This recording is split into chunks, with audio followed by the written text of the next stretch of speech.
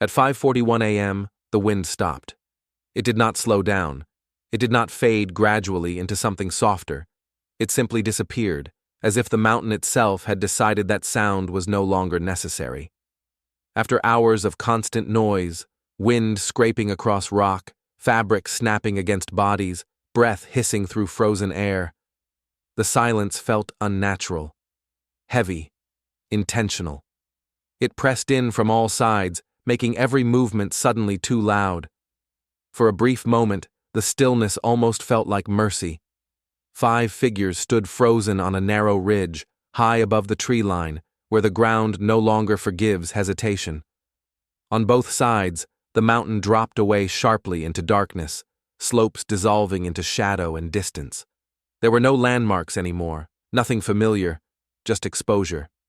The path beneath their boots was barely visible, a thin, broken line carved into ice, stone, and old snow, disappearing and reappearing as if uncertain it wanted to exist at all. Every step up here had to be deliberate. Every foot placement mattered. Every breath had to be earned. They had been walking for hours without speaking, not because they had nothing to say, but because talking wasted air. Words required energy, and energy was already being spent too quickly. At this altitude, conversation felt indulgent, almost irresponsible. The rhythm of movement had replaced speech. Step, pause, breathe, repeat. Anything outside that rhythm threatened to break it. Marek walked third in line. He was 38, though the cold made him look older. His beard was stiff with frost, each exhale adding another fragile layer of ice. His lips were cracked and bleeding slightly, the skin around them pale and tight. His eyes were sunken, dark circles etched deeper by exhaustion that had started long before they reached the mountains. He was not the strongest in the group, and he knew it. He had known it from the beginning. He compensated the only way he could, by staying quiet, by never asking for breaks, by ignoring the persistent cough deep in his chest and convincing himself it was nothing more than irritation from cold, dry air. An hour earlier, when Oleg slipped on an icy patch and nearly slid off the ridge, it was Marek who reacted first. He dropped his own balance without thinking, drove his weight into the slope, grabbed Oleg's arm, and hauled him back onto solid ground. No hesitation, no calculation, just instinct overriding fear. For a split second, both of them teetered on the edge. Then they were safe. Marek handed Oleg his spare gloves afterward without a word. No reassurance, no acknowledgement. Just a practical exchange, the kind that didn't require explanation. That was the last normal moment. Now, standing still on the ridge, Marek felt something tighten deep inside his chest. Not pain at first. Pressure. Dense. Wrong. As if the air around him had thickened without warning. He slowed, then stopped completely, bending forward slightly, his hands resting on his knees as he tried to control his breathing. "Just a minute," he said. The words came out thinner than he expected, stretched and fragile by the cold. His voice sounded distant, almost unfamiliar, as if it belonged to someone else. The others turned. No one complained. No one rushed him. Stopping for a minute was not unusual. The altitude demanded pauses from everyone eventually. They waited, boots planted firmly, watching their breath turn to vapor and vanish into the silent air. Marek tried to inhale. His lungs refused to open fully. The cold air burned instead of filling him. His chest tightened again, harder this time, sharp enough to make his vision blur. A cough tore out of him, wet, deep, uncontrolled, ripping through the silence and bouncing harshly off the rock walls around them. He tried to straighten up and failed. His knees buckled. He dropped onto the frozen ground as if the strength had been unplugged from his body. There was no dramatic fall. No sudden collapse. Just the dull, final sound of a man who could not breathe. Marek clawed at the front of his jacket, fingers shaking as he tried to pull it open, gasping desperately. His body jerked violently with every attempt to draw air in. Each breath came shorter than the last, shallow and useless, as panic began to override reason. His coughing turned frantic, raw, echoing unnaturally in the space the wind had abandoned. Someone shouted his name. Someone else checked the time without realizing they were doing it, the gesture automatic, almost reflexive. The mountain remained silent. They knelt beside him, voices overlapping, shouting instructions that made no sense anymore. Breathe. Slow down. Look at me. Marek's eyes were wide and unfocused, glassy with fear and lack of oxygen. He tried to answer, to explain, to say something, but only air and broken sounds came out. His fingers dug into the snow, nails scraping against ice as if he could anchor himself to the ground, as if holding on tightly enough might keep everything from slipping away. The cold did not care. Up here, there was no ambulance, no signal, no second chance. And in the space of a few minutes, every person standing on that ridge understood the same thing, even if none of them were ready to say it out loud. Whatever was happening to Marek was not something they could wait out. The mountain had stopped listening. They had convinced themselves this route was manageable. Not easy, manageable. That distinction mattered more than any map or weather forecast.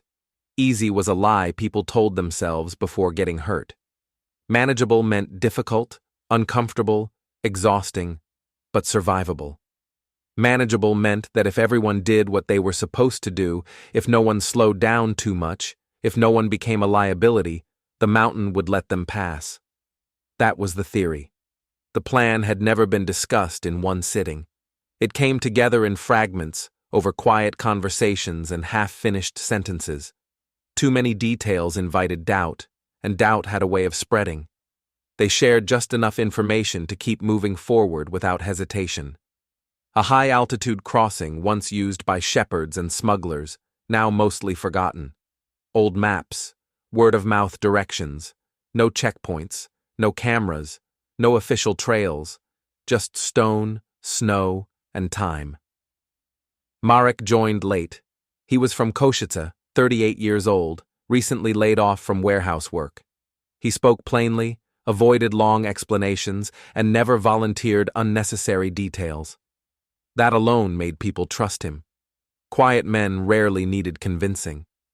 When asked why he wanted to go, he spoke vaguely about work, about starting over, about needing options. When asked about his health, he shrugged it off with the same practiced indifference. A cough, a cold that lingered, nothing unusual. At lower elevations, it really was nothing. They trained lightly, long walks with packs that felt heavier each week. Early mornings, cold air, adjusting layers until no fabric was wasted, cutting toothbrushes in half, counting calories with the seriousness of people who understood how quickly energy disappeared in winter conditions. Every gram was weighed against how long it could keep them moving forward. Turning back was discussed once, briefly, and dismissed. Waiting meant exposure. Exposure meant questions. Questions led to consequences none of them wanted. The mountains, at least, were honest. They didn't ask for explanations. They didn't care about reasons. The first day went according to plan. Cold, but tolerable. Wind, but predictable. The terrain behaved the way it was supposed to.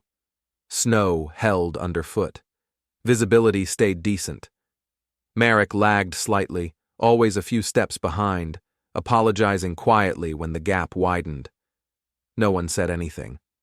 Slowing the group was better than stopping entirely, and stopping entirely was never an option. By late afternoon, his cough returned. It sounded deeper now, rougher. It caught in his chest before breaking free, sharp and wet. But altitude plays tricks on the body. Everyone was tired. Everyone breathed harder than usual. They told themselves this was normal. They melted snow, shared tea, rationed warmth, passed around food with gloved hands. Someone joked about lungs burning at altitude. The joke landed poorly, hanging in the cold air longer than intended. No one laughed. Marek smiled faintly and said nothing. That night, the temperature dropped faster than expected. Wind pressed through seams and jackets that had seemed reliable hours earlier. Sleep came in short fragments.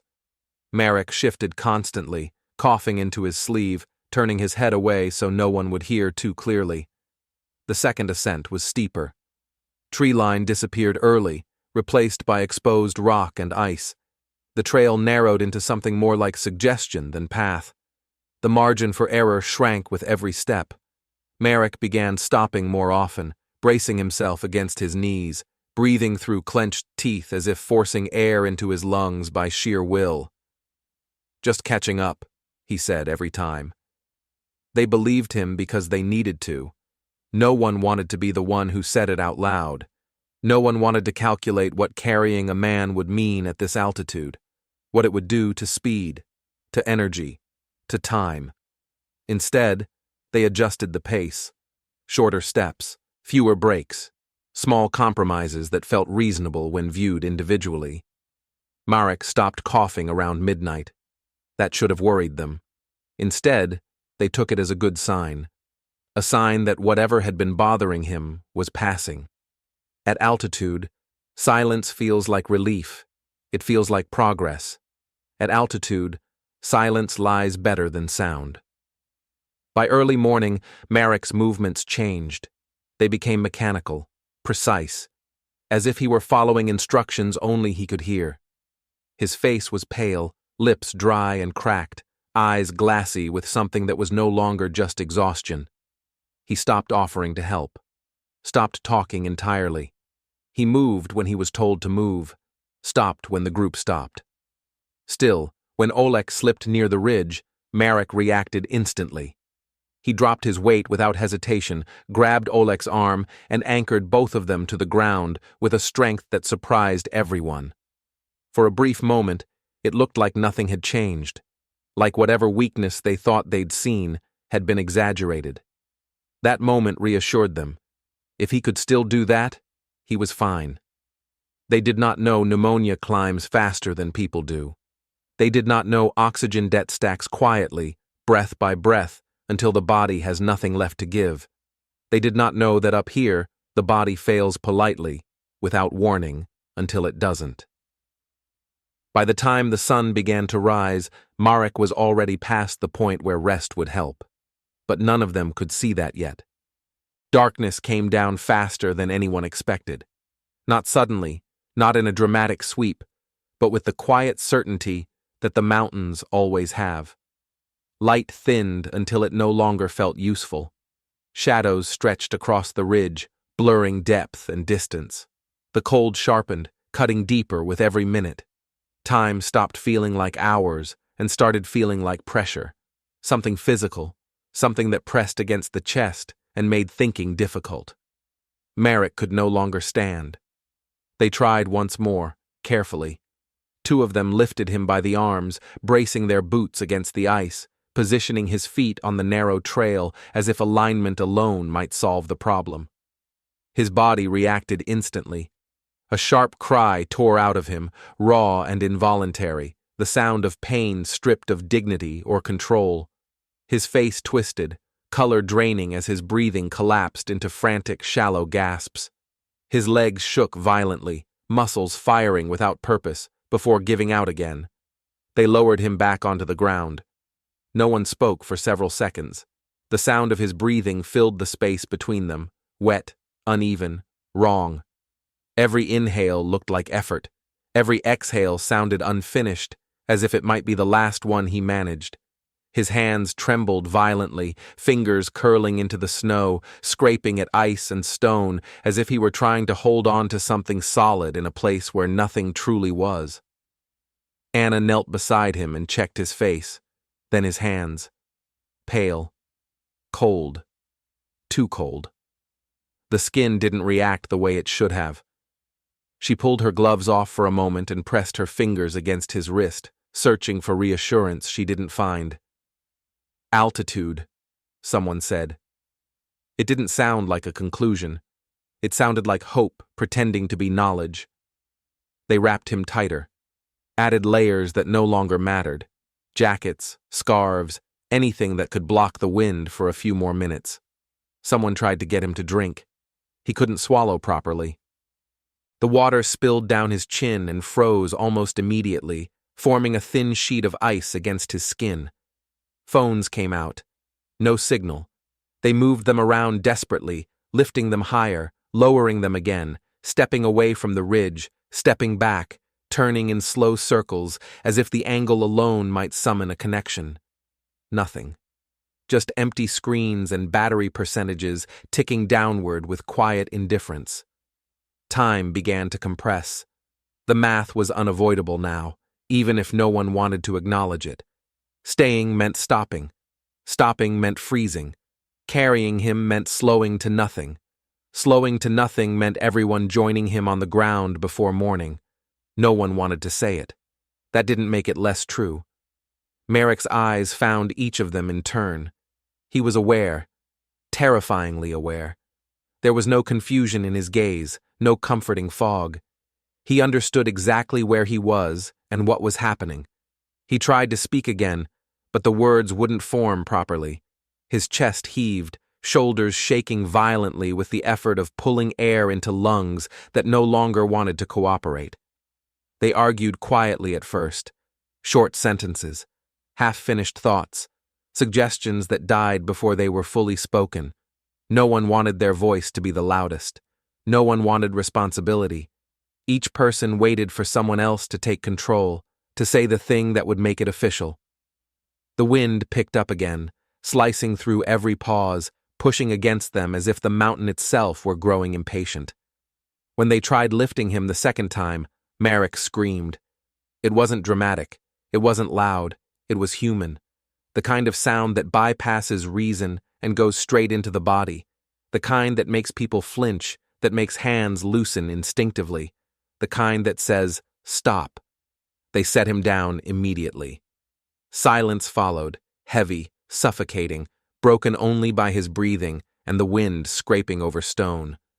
No one spoke. No one moved. The ridge felt narrower now, the space around them tighter, as if the mountain were closing in. Someone checked the time again. Someone else looked at the sky, judging how quickly darkness was settling in.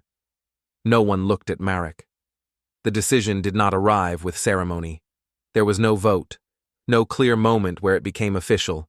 It formed quietly, the way exhaustion forms, unnoticed until it's complete. A shared understanding that movement was survival, and stopping was not. They packed quickly, not because they wanted to leave, but because speed made it easier not to think. Zippers closed with sharp final sounds. Straps tightened. Gloves pulled on. Each movement felt mechanical, distant, unreal, as if their bodies were acting independently of their minds. Marek knew. When Anna placed the notebook beside him, he looked at it for a long time. His eyes lingered on the blank page, as if he were trying to decide how much of the truth it could hold. When the pen was pressed into his hand, his fingers barely closed around it, clumsy and weak. When the headlamp was switched on and positioned near his shoulder, his eyes followed the light faintly, tracking it with a focus that felt deliberate. Someone knelt beside him and adjusted his jacket, smoothing the fabric, zipping it fully to his chin.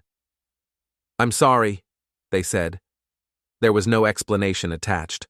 None was needed. Marek nodded once. When they stood up and turned away, his hand reached out, shaking, weak, desperate. It hovered in the air for a moment, searching, then closed on nothing. They did not look back, because looking back would have meant stopping, and stopping would have meant staying. The first report came in as a rumor. A local hiker, moving carefully along a lower trail weeks later, mentioned footprints where footprints shouldn't have been. Not fresh, not clear. Just impressions that didn't belong to the season or the route. A torn piece of fabric caught on rock. A headlamp casing half buried in snow, its plastic dulled by exposure. Small evidence, scattered and incomplete, suggesting that someone had been there, high above the safe routes, in a place most people avoided for good reason. Search teams don't chase rumors unless they have to, but winter doesn't erase everything equally. Snow covers, but it also preserves. Wind reshapes. but it doesn't remove intention. The mountain keeps some things. Sometimes it keeps them the way a locked room keeps a secret, not out of kindness, not out of cruelty, but out of indifference. They started with the ridge. By the time the search began, the weather had softened, at least on paper. Temperatures rose slightly, visibility improved, but the air still carried a sharp edge that burned the lungs on every breath. Snow drifted over old tracks, smoothing them into suggestion rather than certainty. Wind carved clean, deliberate lines into the slopes, erasing time in uneven patterns. From a distance, the route looked deceptively simple. A narrow passage, exposed, quiet, almost calm. Up close, it was obvious why no one wanted to be there longer than necessary. They found him where the trail narrowed, pressed against stone. Marek's body was angled inward, as if he had tried to make himself smaller, to reduce the space he occupied. His jacket was zipped all the way to his chin. His gloves were still on. The headlamp lay beside him, turned off, positioned carefully rather than dropped. Around him, the snow was disturbed in small, uneven circles, signs of movement, not of travel. A man shifting, repositioning, trying to find a posture that hurt less, trying to keep warm, trying not to panic. There was no dramatic scene, no scattered belongings, no chaos, just the stillness of something that had ended quietly. His backpack was nearby, partially open. Inside were the items the group had left. A bottle, empty now, a few wrappers, flattened by use, the thin blanket folded with surprising care. Folded the way someone folds something when they're trying to stay organized, when control is already slipping and order feels important.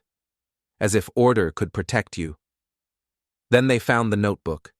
It was inside his jacket, close to his chest, positioned deliberately. The paper had softened from moisture and cold, edges slightly warped.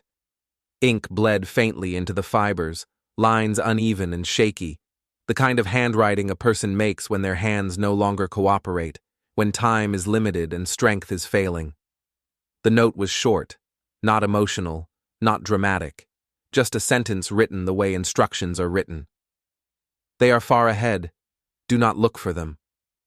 There was no mention of names, no accusation, no explanation, just that line. The rescue leader read it once, then again, then once more in silence, as if repetition might reveal something hidden between the words. A note like that does something strange. It pulls the story away from the mountain and places it back into human hands. It forces questions that have no clean answers. Were they truly far ahead?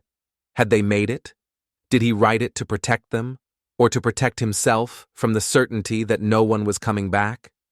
The team documented everything: photographs, coordinates, condition of the site, the state of his gear, the time and weather. Everything was recorded carefully, methodically, the way professionals do when they know details are all that remain. Cause of death was listed in practical terms: respiratory failure at altitude, complications consistent with severe infection, exposure. The language was precise, neutral. It was not a judgment, it was a conclusion. But conclusions don't end stories. They checked surrounding ridges for additional tracks. Nothing recent. They searched lower gullies for discarded equipment, scanning for signs of hurried movement or descent. They found fragments, not answers. Somewhere along the route, the mountain had eaten the rest.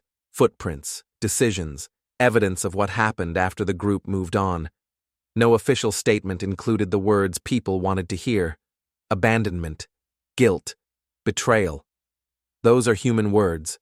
Search reports don't use them because they don't change what was found. They don't make recovery easier. They don't bring anyone back. The only thing that remained undeniable was simple. A group went up. One man did not come down. As for the others, the note did its work. It closed doors. It redirected attention. It turned a search into a record. No new leads followed. No public names surfaced. Even if someone had wanted to chase them, there was nothing solid left to chase. The mountain kept Marek. The note kept the rest. And in the end, the most disturbing part wasn't the cold, or the height, or even the moment the group walked away. It was how ordinary it all looked afterward. A jacket zipped properly, gloves worn correctly, a notebook tucked away, a man doing everything he could to stay alive, and still losing, quietly, to something that never negotiates. Thank you for watching this story until the end. In the mountains, there is not always a right choice, only the one you have to live with. If stories like this matter to you, consider subscribing to the channel. More real stories are coming, stories that do not offer easy answers,